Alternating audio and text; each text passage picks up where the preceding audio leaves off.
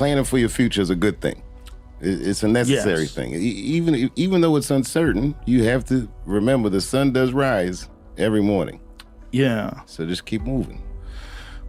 I just hope that all of you guys transcend whatever you see as your obstacles, and that you live outstanding lives, and that you stay connected to your communities because you have so much power there, and that you grow your communities and you diversify your communities, and that you don't let anybody tell you you can't or to be afraid. It's okay to be afraid because you can't be brave or courageous without fear. The idea of being courageous is that even though you're scared, you just do the right thing anyway. My mother and my grandmother were freaked out. You know, I was the first person in my family not to go to college that had not been a slave. Right. So I was really breaking from tradition.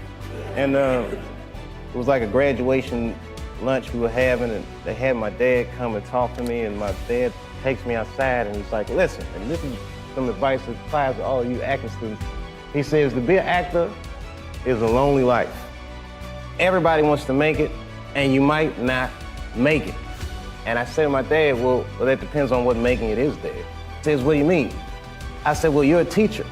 I said, if I could make a teacher salary doing comedy, I think that's better than being a teacher. And he started laughing. He said, if you keep that attitude, I think you should go.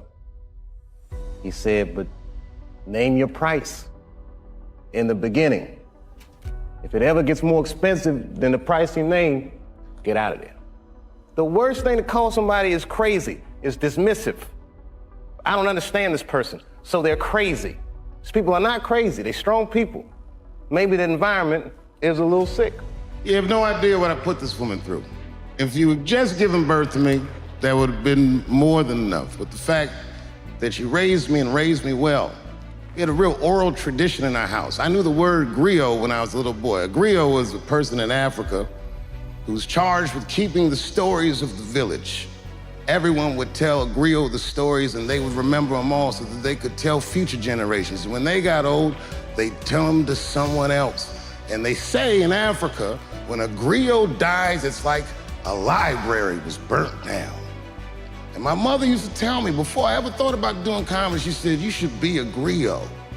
And she'd fill me with every story of Black life. You know, she's educated in African-American studies, and she would let me understand the context that I was being raised in. That I'm being raised in a hostile environment that I have to tame. By the time I was 14 years old, I was in nightclubs, mastering an adult world. It was terrifying. Crack epidemic was going on, and my mother would hear gunshots outside and be scared to death. Maybe it's my son. But early in my career, if you remember, Mom, you used to sit in the club with me. She'd do a full day of work. You'd be back there falling asleep, just waiting for me to go on. She would watch my show every night. Do you know how long that car ride is home? How many of you have ever heard your mother say, jokes were a little too much tonight, son? I was a soft kid. I was sensitive, I'd cry easy, and I would be scared to fist fight. And my mother used to tell me this thing, I don't even know if you remember, but you said this to me more than once. You said, son, sometimes you have to be a lion so you can be the lamb you really are. I talk this like a lion. I'm not afraid of any of you. When it comes word to word, I will gab with the best of them, just so I can chill and be me. And that's why I love my art form, because I understand every practitioner of it. Whether I agree with them or not, I know where they're coming from. They want to be heard. They got something to say. There's something they notice. They just want to be understood. Love this genre. It saved my life. It's okay to be afraid, because you can't be brave or courageous without fear. The idea of being courageous is that even though you're scared, you just do the right thing anyway. You know, it's funny, I was talking to a guy, he basically said to me that comedy is a reconciliation of paradox. And I think that was a irreconcilable moment for me, that I was in this very successful place, but the emotional content of it didn't feel anything like what I imagined success should feel like. It just didn't feel right. Fame is a horrifying concept when it's aimed at you, you know. At the end of the day, it's something, you don't have that much control over it. You just try to conduct yourself the best you can. This guy named J.T. Newton, he said, You know, folks, everybody starts somewhere. Tonight, this young man is doing stand-up comedy for the first time.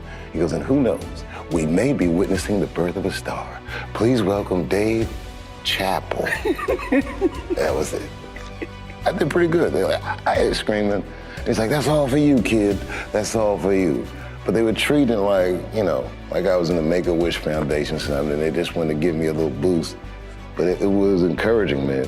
And it felt so good. You know, you'll go through a million bad nights. Comedy is weird. The line moves, it changes. But I think a lot of, especially in comedy, a lot of it has to do with intent. To make people laugh, to reconcile paradox. I'm like just openly, sometimes I'm just openly vent. I think that when you get to a certain altitude, there's more scrutiny over the things you say, because the platform is so powerful. I go to a comedy club and check it out. Live comedy is the most incredible thing in the world to me. Like the first time you see a dude just standing there talking, every joke he's saying just hitting, it was working. Every weekend I would go, I'd get a little money, and to the point they started knowing me, I just sit in the crowd and I just be watching. And then on Tuesdays they had an open mic, and I go on Tuesdays to see why people weren't working. Weekends were to see why people were working. Tuesday I was figuring out what's wrong with these people. To watch a comedian bomb is one of the greatest things in the world. I love it. And then at that point, I was talking to a comedian after one of the shows and the owner of the comedy club, and they were both saying, you know, if you want to be a good comedian, you gotta take acting classes.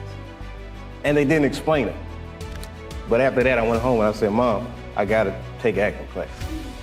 I had never bombed, let alone got booed off stage. And bombing was horrifying. Nobody wants to bomb. People say, you do comedy, what happens if nobody laughs? I don't know. So that night was liberating because I failed so far beyond my wildest nightmares of failing that it was like, hey, they're all booing. My friends are here watching, my mom. This is not that bad. And after that, I was fearless. I just like having fun. When I'm on stage, I get real happy up there. Like maybe that's the only time in my adult life that I feel like myself. You're standing up there, you know what I mean? Like a gladiator.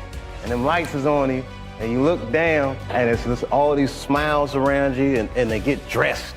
They put perfume on and stuff, and they're going to see your show.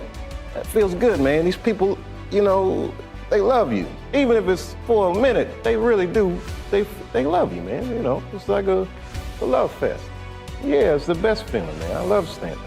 You gotta make life interesting like that, because it's flimsy. Life is flimsy. You think you're gonna live forever, you ain't not gonna live forever.